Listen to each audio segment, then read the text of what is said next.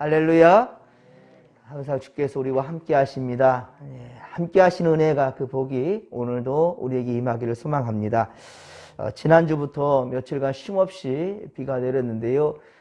지금 소강 상태인지 이대로 멈춘다는 말도 있고요. 비가 내린 다음에라 상당히 좀 쌀쌀한 기운이 있습니다. 집중 호우였다 한다면 해가 될지 모르겠지만 하지만 정말 얌전하게 내린 비였던 것 같아요. 그리고 또 많은 비로 이번 농번기에 큰 도움이 되지 않았을까 싶습니다. 이제 당분간은 하지만 이제 좀 좋은 햇빛을 좀 내려주었으면 좋겠고요. 또 우리 이번 주일은 특별히 장로, 권사, 임직식이 있죠. 우리 진목회 경사인데요. 이때는 참 좋은 일기를 주께서 주셨으면 좋겠습니다. 우리 이재우 피트 장로님, 김기학 집사님 끊임없이 새벽기도를 지키고 있는데 귀한 우리 진목회 기둥되어 주시기를 간절히 빌고 소망합니다. 오늘은 로마서 8장 26에서 30절까지 말씀으로 그리스도인답게 삽시다. 그리스도인답게 삽시다 라는 제목으로 주의 말씀 증거하도록 하겠습니다. 오늘 주일은 이제 우리가 성령 강림절이에요. 성령 강림절. 특히 임직식이 있는 만큼 새로운 성령의 바람이 우리 진목교회에 임할 수 있기를 간절히 빌고 축원합니다. 예수님은 부활 승천하시고 다시 오신다고 약속하시면서 성령을 우리에게 보내주셨습니다. 요한복음 14장 26절, 요한복음 14장 26절에 보면 예수님은 성령에 대해서 보혜사라고 소개해 주십니다. 보혜사라. 이 모든 것을 가르치시고 예수께서 말씀하신 진리의 말씀들을 다 생각나게 도와주시는 그런 분이시다 라고 성경은 증거합니다.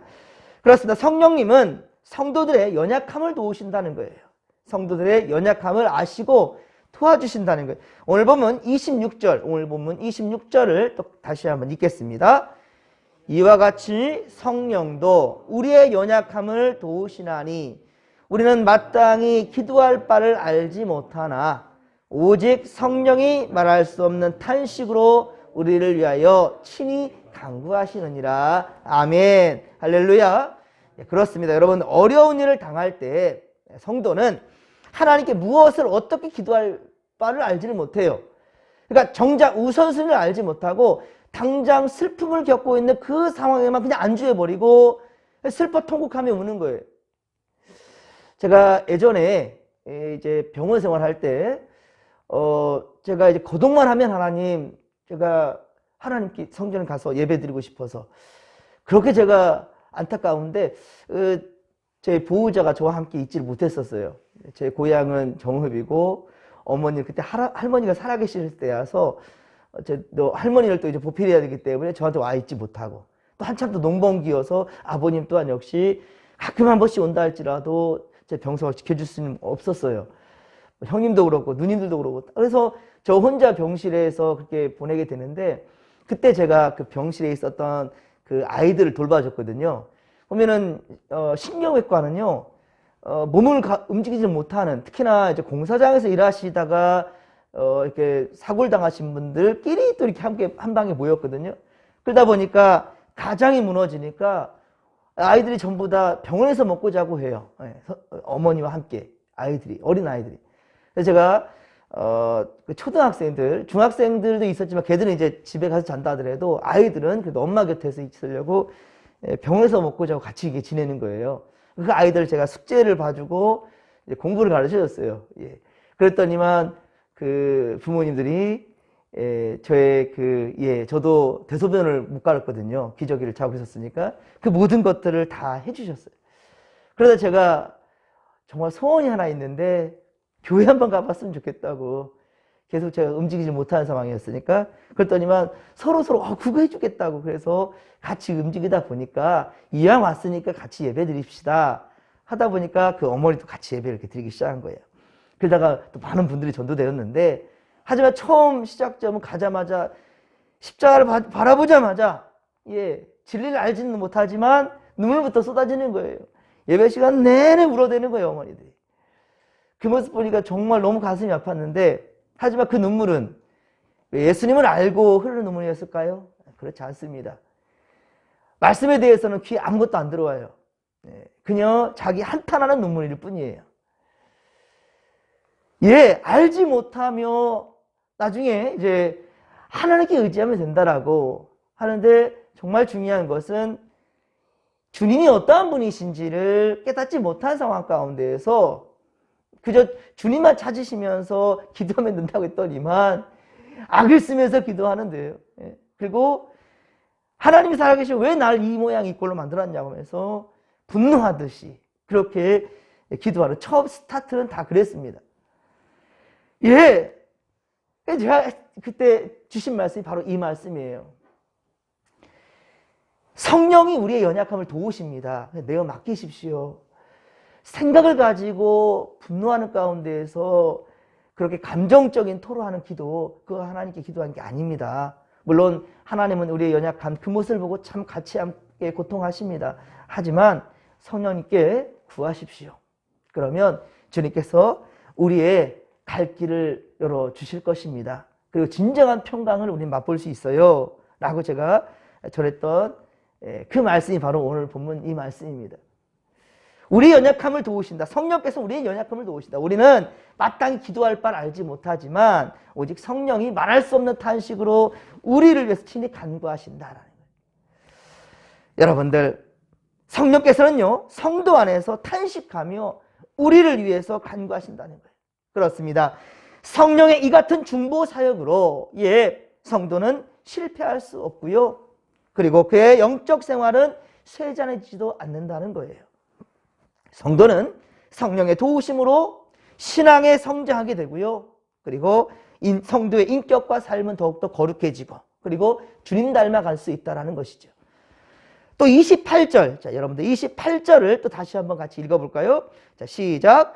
우리가 알거니와 하나님을 사랑하는 자, 곧 그 뜻대로 부르심을 입은 자들에게는 모든 것이 합력하여 선을 이루느니라. 아멘. 그래서 이 말씀은요, 우리가 암송도 많이 하는 성경 구절이기도 하지요. 이 말씀은 교회를 더욱더 교회답게 만드는 그런 말씀입니다. 사실 우리는 교회가 건강하게 되기 위해서 무엇을 어찌 해야 하는지를 잘 압니다. 모르는 사람 없어요. 압니다. 교회가 어떻게 해야 성장하게 되고 우리가 어떻게 하면 주님 닮아가는지, 우리 성전, 성령을 우리가 품고 살아가는 성전이 어떻게 하면 깨끗하게 되는지 다 압니다. 근데 문제는 뭐냐면 알면서도 지키고 행하지 않기 때문에 그것이 문제인 것이지요. 그렇습니다. 우리가 몰라서 그렇다는 게 아니에요. 모르는 것이 아닙니다. 그렇기 때문에 우리가 알거니와 라고 말씀하고 있잖아요. 우리가 알거니와 28절 서두에 그렇게 말씀하고 있죠. 우리가 안다는 거예요. 그런데 알면서도 우리는 진리 위에 함께 합력하지 못하고 있다는 말인 거죠. 왜 그럴까요? 왜 알면서도 행하지 못하고 왜 알면서 합력하지 않을까?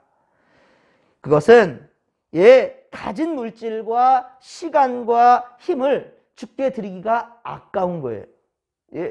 내가 좀 더 쉬면 되는데 그 시간 예배 드린다는 것이 아까운 거예요. 내가 좀 더 가지면 이거 저것 쓸 수 있을 텐데 하나님께 드린다는 것이 아까운 거예요. 이게 바로 계속 강조하죠. 만몬 숭배예요. 하나님보다 더 귀하게 여긴 것들이 우리 마음에는 너무 많아요. 이게 알면서도 행할 수가 없는 것이죠. 가진 물질과 시간과 힘을 주께 드리기에 부담도 되고요. 손해본다는 생각들이 있어요. 아까운 거죠. 그러니까 억지로 드리게 되는 것이고 억지로 드리게 되다 보니까 지쳐가는 거예요. 그런데 여러분들, 그 소유주가 하나님이라 생각한다면 아까울 게 어디 있겠습니까? 소유주가 내가 오늘 갖고 있지만 하나님이 이걸 거두신다면 하루아침에 나는 가진 게 아무것도 없게 된다라는 이 확실한 것을 아는 자는 절대로 그렇게 생각할 수가 없다는 거죠.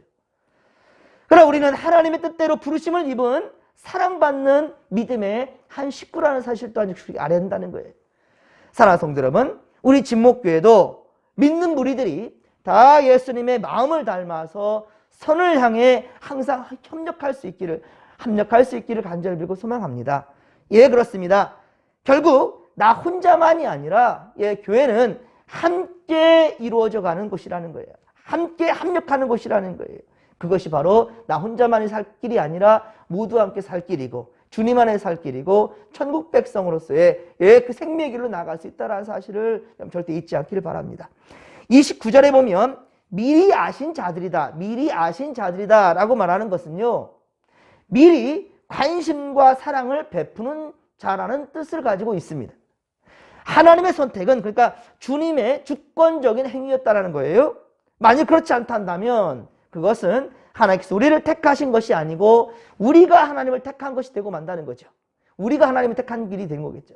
그러니까 교회에서 무슨 문제가 있거나 여러분들 마음에 번뇌가 쌓이게 되면 그런 거예요. 까짓거 내가 택한 교회니까 내가 버릴 수도 있는 거 아니야? 이런 교만이 나오는 게 되겠죠.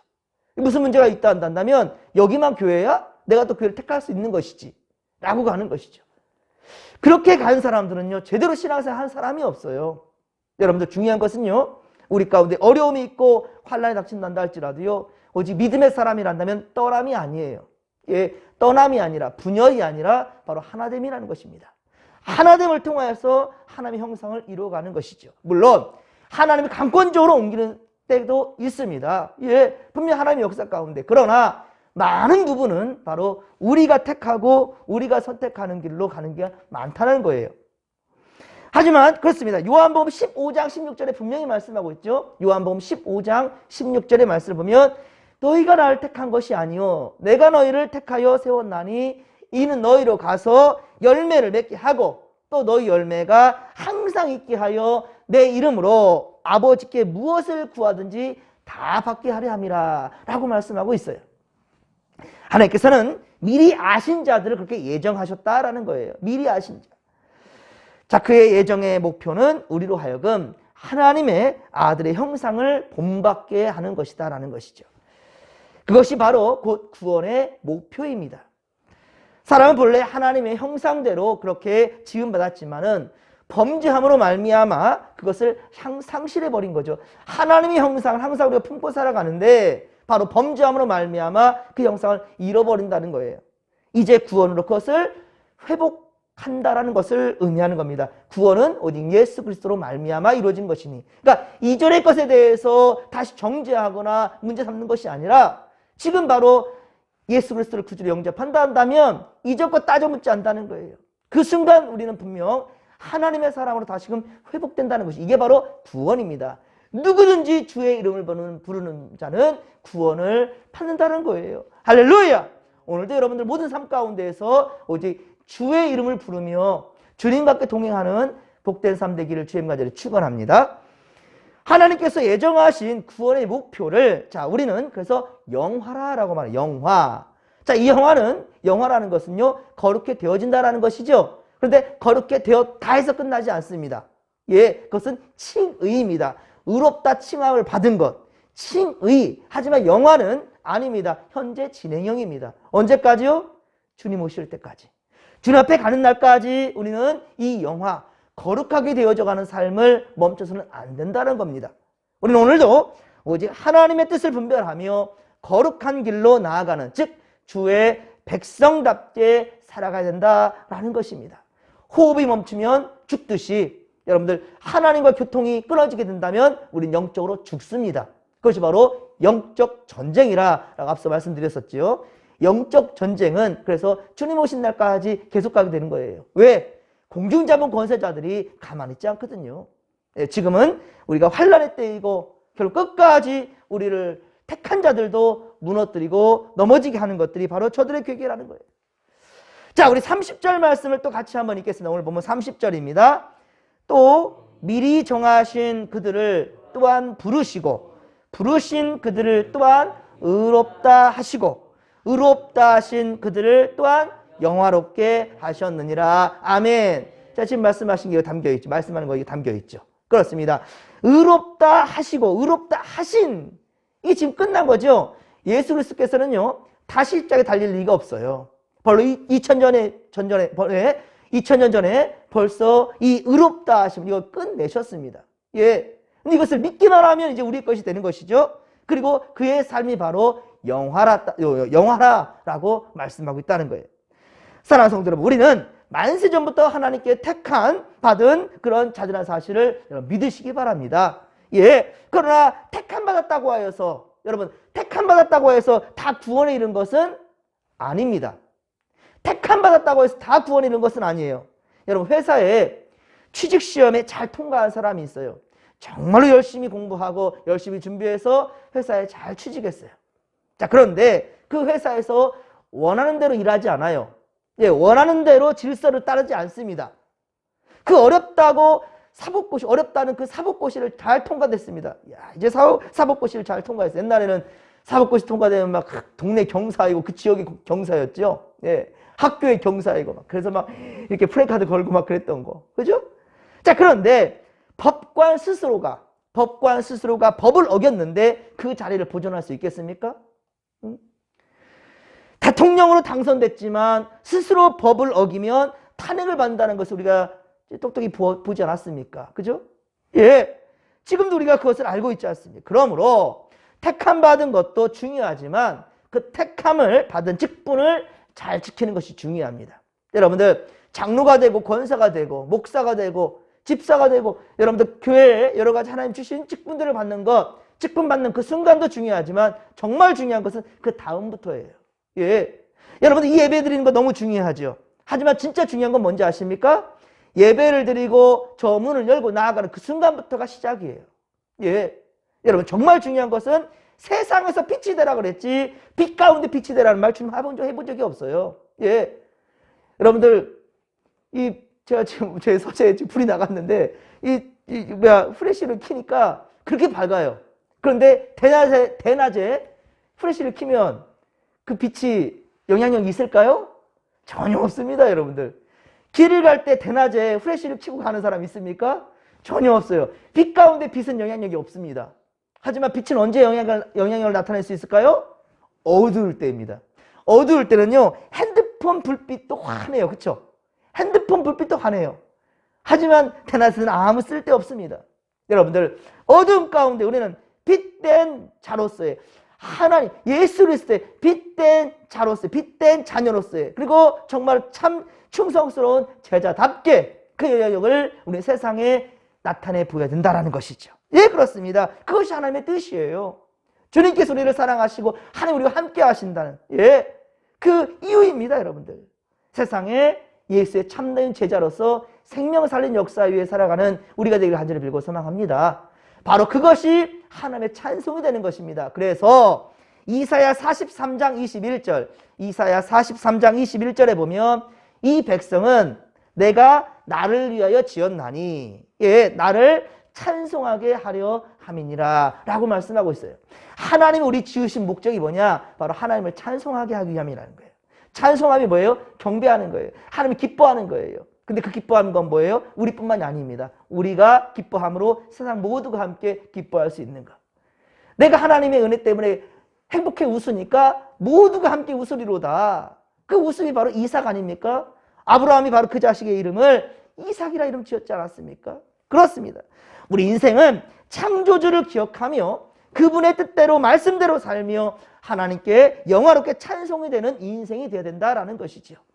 그러나 하나님께 택함 받았음에도 그분의 부르심에 답하지 못하고 하나님의 싫어하시는 우상을 숭배하거나 하나님보다 더 사랑하는 것을 우리 마음에 품고 살아간다면 그것은 하나님께 결코 합한 자가 되지 못할 것이고 결국은 버림받게 된다는 사실도 알아야 된다는 거예요.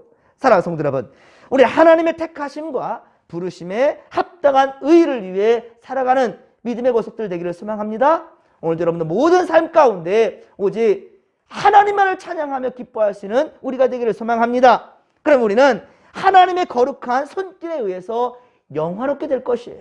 예. 그래서 요한복음 1장 12절 말씀, 요한복음 1장 12절 말씀 잘 아는 말씀이죠. 영접하는 자, 곧 그 이름을 믿는 자들에게는 하나님의 자녀가 되는 권세를 주셨다고 했어요. 우리는 하나님의 자녀입니다. 그렇습니다.